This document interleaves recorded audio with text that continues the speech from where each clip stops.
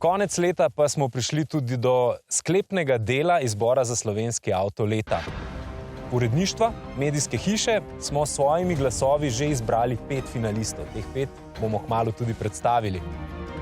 Zdaj pa ste na vrsti tudi vi, dragi gledalci in gledalke, in skupaj bomo izbrali zmagovalca izbora za slovenski avto leta. Predlagam, da si jih kar pogledamo.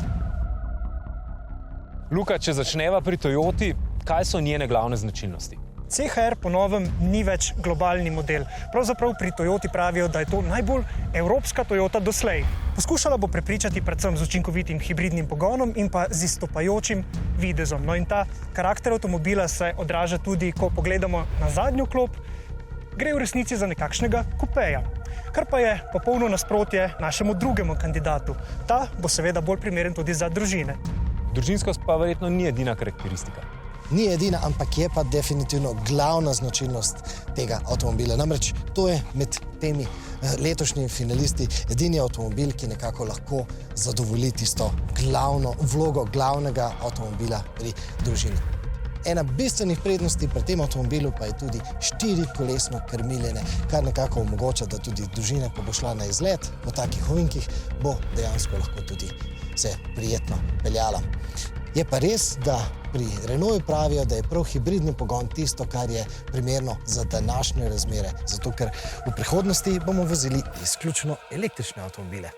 Miha, prihodnost pa zgleda, da bo precej kitajska. No, in tukaj imamo enega izmed kitajskih predstavnikov. Ni nov, je pa nov na slovenskem trgu. MG4, popolnoma električen avto, ki je prepričljiv predvsem v voznih lastnostih, bistveno manj pa v notranjosti, ne toliko po izdelavi. Ta nas je kar precej dobro prepričala, ampak pozna pa se, da prihaja iz drugega sveta in pravzaprav tudi iz nekoliko drugega časa, ko se voznik poloti vmesnika. Ta je bistveno preveč zakompliciran, vsaj ko ga primerjamo z ostalimi tekmeci. Še posebej, ko MG4 primerjamo s Kono. Hočeš reči, da kitajski in korejski avtomobil, da sta na nek način diametralni nasprotji?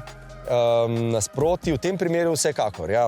Zato, ker tukaj pa govorimo o popolnoma drugačni notranjosti. V Hyundaiu se več kot očitno pozna strategija, da hoče pokazati z celotno potniško kabino, da ne gre več samo za povprečje, ampak gre pravzaprav že za višji razred.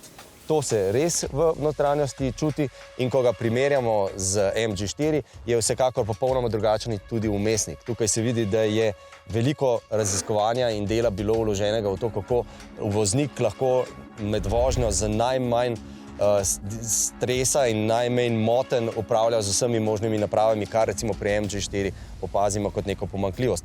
Druga pomembna lastnost pa je, če smo tukaj poudarili, da je po voznih lastnostih precej dinamičen in nas je zelo prepričal, pa pri Koni to nekoliko manjka.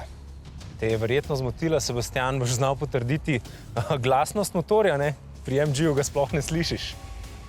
Še dobro, da se ga ne sliši, ker govorimo o električnem avtomobilu. To je pa vendarle hibrid, ki je lahko glasnejši oziroma glasen, če tako zahteva voznik. Vse je odvisno od teže noge. Na drugi strani imamo Jeepa, Avengerja, ki je že lani osvojil evropski naslov avta leta, pa se ga bo letos tudi slišalo, ne samo v Španiji in Italiji, tako kot so si na začetku zamislili Italijani. Zdaj se ga bo slišalo tudi v večini evropskih držav, saj kot rečeno prihaja na trg tudi bencinska različica, ki pa zna verjetno spet prevesiti tehtnico pri marsikaterem, ki še ni na ti z električnim avtomobilom. Če prav razumem in povzamem, če je bil dober za Evropejce, bo dober tudi za Slovence? Težko z gotovostjo to trdimo. Je pa res, da je lani evropsko žirijo Avenger prepričal predvsem svojo vozno dinamiko, lahkotnostjo v vožnji in pa seveda tudi z obliko. Če bodo to karakteristike, ki bodo prepričale Slovence, bomo seveda videli. Je pa res, zdaj na trg prihaja, kot že rečeno, tudi bencinska različica, kateri smo pa Slovenci vsaj zaenkrat še vedno bolj naklonjeni kot električni. Sebastian, super iztočnica, kajti zmagovalec bo znan že 13. januarja in dragi gledalci in gledalke, oddajte svoj glas na rtvslo.si/poševnica avtomobilnost ali skenirajte QR kodo na zaslonu, ki vas pelje tja, tam izberete enega izmed 5 finalistov, ki ga bomo, kot rečeno, razglasili 13. januarja.